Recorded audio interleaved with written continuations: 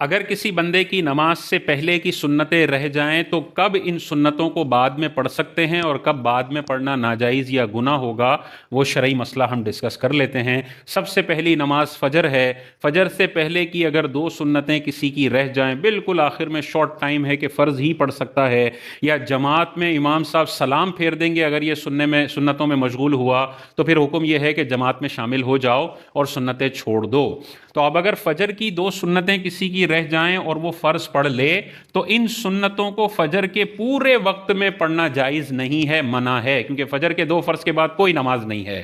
پھر سورج طلوع ہوگا اور سورج طلوع ہونے کے بعد سورج کی پہلی کرن نکلنے سے 20 منٹ تک کا جو وقت ہے یہ مکروہ وقت ہے، اس میں کسی بھی قسم کی نماز جائز نہیں ہے، تو اس میں بھی یہ دو سنتیں نہیں پڑھ سکتا۔ 20 منٹ کے بعد جب سورج طلوع ہونے کے بعد 21واں منٹ لگے گا تو اس میں یہ اپنی اس دن کی چھوٹی ہوئی فجر کی دو سنتیں پڑھ سکتا ہے، اور اس کے لیے بہتر ہے کہ وہ دو سنتیں پڑھ لے۔ بہت سارے صحابہ سے ہمیں یہ روایتیں ملتی ہیں کہ اگر ان کی دو سنتیں فجر کی رہ جاتی تھیں تو جب سورج بلند ہو جاتا تھا، مکروہ وقت ختم ہو جاتا تھا، تو وہ فجر کی دو سنتیں پڑھا کرتے تھے۔ تو فجر کی سنتیں پہلے رہ جائیں تو سورج طلوع ہونے کے 20 منٹ کے بعد آپ پڑھ سکتے ہیں۔ دوسرا ظہر ہے۔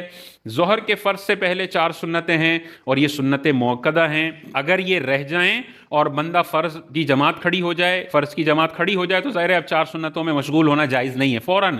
ظہر کی جماعت میں شامل ہونا ہوگا۔ تو اب ظہر کی نماز مکمل کر لے، اس کے بعد جو 2 سنتیں ہیں ان کو مکمل کر لے، اور پھر یہ پیچھے والی ظہر کی 4 سنتیں یہ فرض کے بعد اور 2 سنتوں کے بعد اس کو پڑھنی ہوں گی، کہ جو نماز کی ترتیب ہے اس کو خراب نہ کرے۔ 4 سنت، 4 فرض اور 2 سنتیں ہیں، تو یہ 4 سنت تو ابھی رہ گئے ہیں، تو 4 فرض اور 2 سنتوں کی ترتیب کو بگاڑے مت، بلکہ 4 فرض پڑھے، 2 سنتیں پڑھے اور اس کے بعد پیچھے والی 4 سنتیں پڑھ لے، تاکہ جو ترتیب باقی رہ سکتی ہے اس کو کم از کم خراب نہ کیا جائے۔ تیسری نماز ہے عصر کی۔ تو عصر کی 4 سنتیں پہلے کی رہ جائیں اور بندہ فرض میں کھڑا ہو جائے، یعنی جماعت کھڑی ہو گئی تو اب سنتوں میں مشغول تو نہیں ہو سکتے، فوراً جماعت میں کھڑا ہونا ہے۔ تو عصر کی اگر 4 فرض پڑھ لیے ہیں تو اب پیچھے والی سنتیں پڑھنا جائز نہیں ہے، کیونکہ عصر کی نماز کے بعد نوافل وغیرہ پڑھنے کی اجازت نہیں ہے، بلکہ یہ ناجائز اور گناہ ہے۔ تو عصر کی سنتیں رہ جائیں تو بعد میں نہیں پڑھی جا سکتی ہیں۔ اسی طرح عشاء سے پہلے جو 4 رکعت سنتیں غیر موقدہ ہے، یہ اگر بندے کی رہ جاتی ہے تو بعد میں اگر یہ 4 رکعتیں پڑھنا چاہتا ہے تو وہ سنتوں کی نیت سے تو نہیں پڑھ سکتا، لیکن اگر چاہے تو نفل کی نیت سے پڑھ لے، اس کو ثواب مل جائے گا، اور نہ پڑھے تب بھی کوئی حرج نہیں ہے، کہ ویسے ہی وہ غیر موقدہ نماز تھی اور اس کا وقت ختم ہو گیا۔ عشاء کے فرض کے بعد اگر کوئی پڑھتا ہے تو وہ نفل کی نیت سے پڑھے گا، وہ سنت غیر موقدہ اس کی کاؤنٹ نہیں ہوں گی، چاہے تو نفل پڑھے چاہے تو نہ پڑھے، کوئی اس میں حرج نہیں ہے۔ خلاصہ کلام یہ ہوا کہ فجر سے پہلے کی 2 سنتیں رہ گئیں تو طلوع ہونے کے 20 منٹ کے بعد اس کو پڑھے تو بہتر ہے، اور یہی حکم ہے، پہلے پڑھنا جائز نہیں ہے۔